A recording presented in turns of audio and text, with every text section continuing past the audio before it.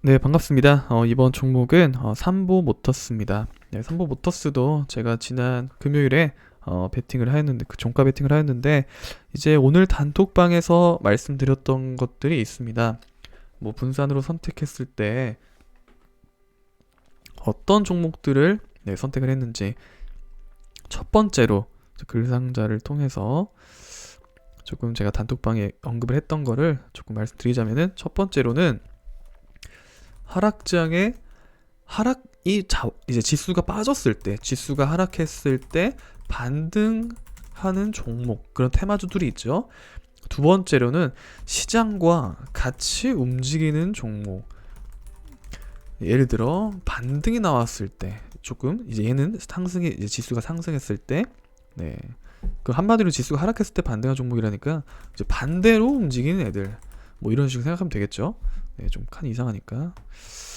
세 번째로는 테마주로 차트만 보고 접근하는 종목.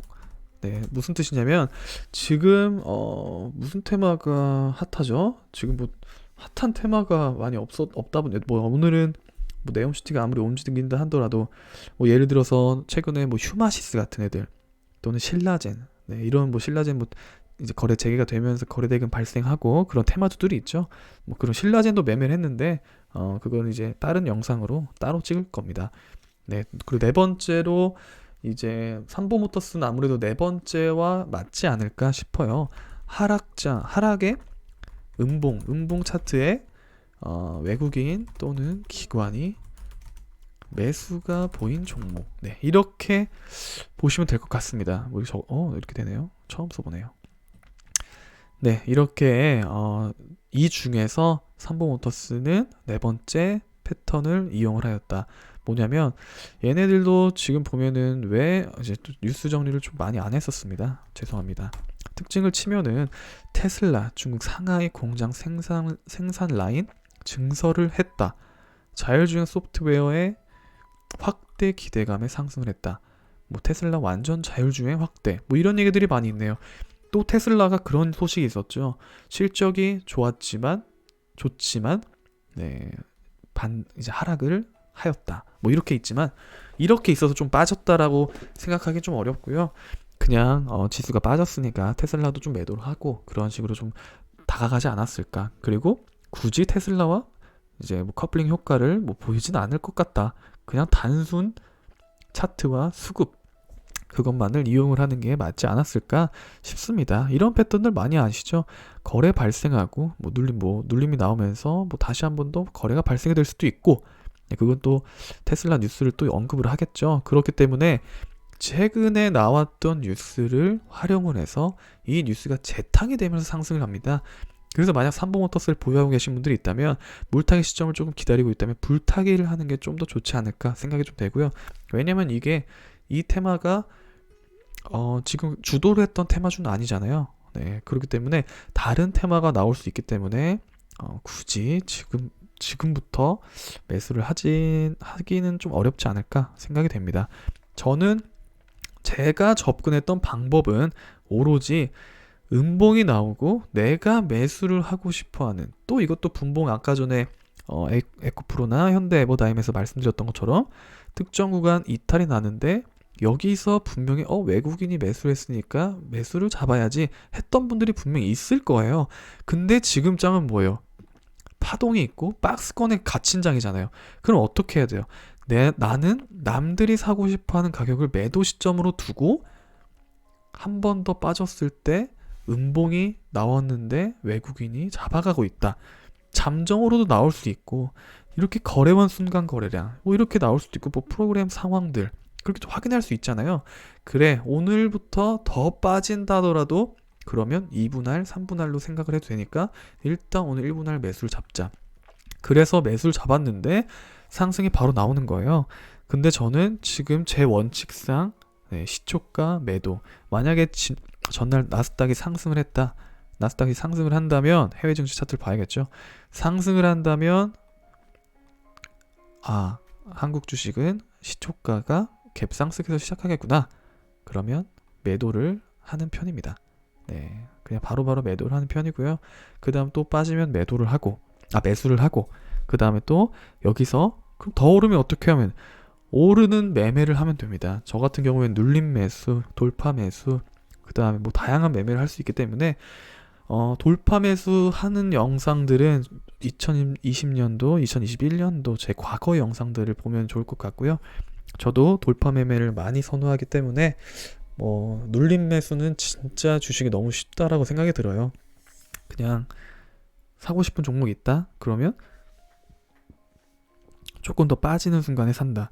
그리고 주식이라는 게 어떻게 보면은 주도하는 종목들이 분명히 있잖아요. 국내 주식에서 우리가 흔히 아는 대기업들, 그런 종목들은 솔직히 말해서 매매를 그렇게 많이 하는 편은 아니고요. 대기업과 함께 협력하는 그런 기업 또는 이제 조금 기대 가능성 있는 종목들이 많이 있잖아요. 네, 그런 종목들을 차라리 매매하는 게 있어서 네, 좋을 것 같다. 주도하는 종목들.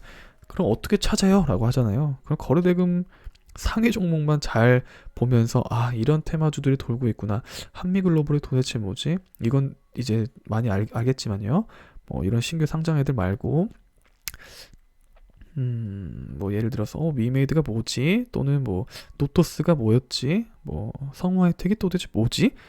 이러면서 뉴스에다가 특징만 검색하셔서 잘 공부하시면 좋습니다. 그리고 얘네들도 보면서 성우하이텍 좋은 기업이지만 시총 같은 것도 봤을 때 뭐 4천억대, 뭐 4천억이라면 좀 좋다라고 하기는 어렵지만요. 또 매출액은 높다. 근데 영업이익이 조금 그래도 나쁘진 않다. 이런 식으로 좀 판단했으면 좋겠습니다. 네. 항상 제가 보는 거 매출액, 영업이익, 그 다음에 뭐 세전 계속 사업이익, 그 다음에 뭐 당기수익도 보는데 뭐 부채에서 뭐 어떻게 이제 사실 부채까지는 엄청 막 보진 않고요. 어느 정도의 비율 자체에서 뭐 이렇게 좀 체크하는데 코스닥 잡주들 상황 이제 매매를 할 때는 그걸 꼭 참고를 해야 된다. 그리고 뭐 무상증자한 애들 봤을 때 뭐 이익잉여금이 어느 정도 있냐. 네.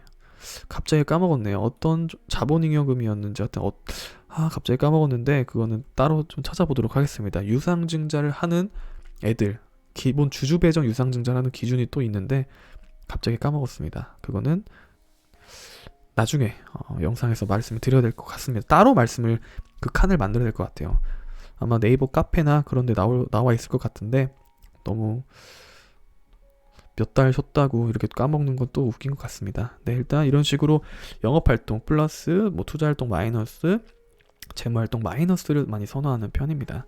네, 장기적으로 봤을 때는 사실 근데 장기적인 종목들은 이게 지금 우리가 실제로 눈에 보이는 거는 지금 당장이잖아요.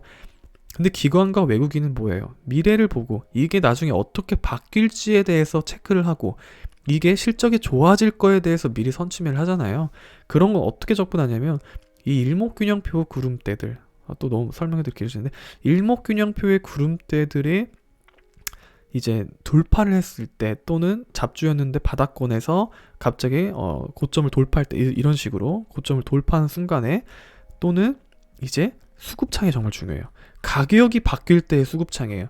예를 들어서 4,000원에서 5,000원을 넘어가는 시점이 분명히 있을 텐데 3,000원이나 뭐 4,000원이나 여튼 이때 당시에 수급이 갑자기 플러스가 이제 매집이 갑자기 많아진다? 이러면 장기적인 관점으로 봐도 되는 종목으로 바뀌었구나.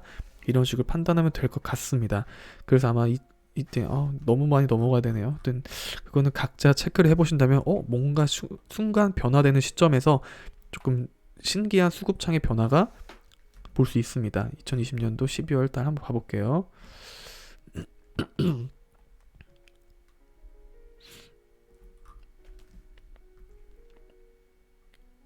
12월 28일. 네, 이때네요. 이때는 돌파 구간에서 외국인 투자자들의 이제 거래가 발생이 되면서 긍정적이었던 것 같은데 이렇게 기관 매수가 들어왔을 때 네, 이럴 때는 눌림 매수 한 사람들은 단타 매매를 정말 조금 많이 하지 않았을까라는 생각이 되네요. 네, 이렇게 일단 성우하이텍이 아니라 방금 뭐였죠? 네, 삼보모터스 관련된 설명이었었고요. 네, 꼭 여러 가지 관련해서 이제 타이틀을 놔두고 설명을 많이 드릴 테니까 저도 오랜만에 영상을 찍으면서 다시 옛날에 이제 뭐 설명을 드리고 싶었던 내용들 그 또 기억이 나는 것 같네요. 네, 그러면서 옛날이라 해봤자 뭐 몇 개월 안 됐지만요. 하여튼 그런 관련된 거를 타이틀을 잡아놓고 설명을 많이 드리도록 할 테니 많이들 관심을 가져주셨으면 좋겠고, 궁금한 거 있으면 이런 패턴을 좀 궁금합니다 하시는 분들은 네, 카톡에 찾아오셔서 카톡방에 오셔서 질문하시거나 아니면 댓글 남겨주시면 네, 설명드리도록 하겠습니다. 그리고 검색식 관련된 것도 조만간 빨리 업로드를 하도록 할 테니까 라이브도 네, 빨리도 준비를 해보도록 하겠습니다. 감사합니다.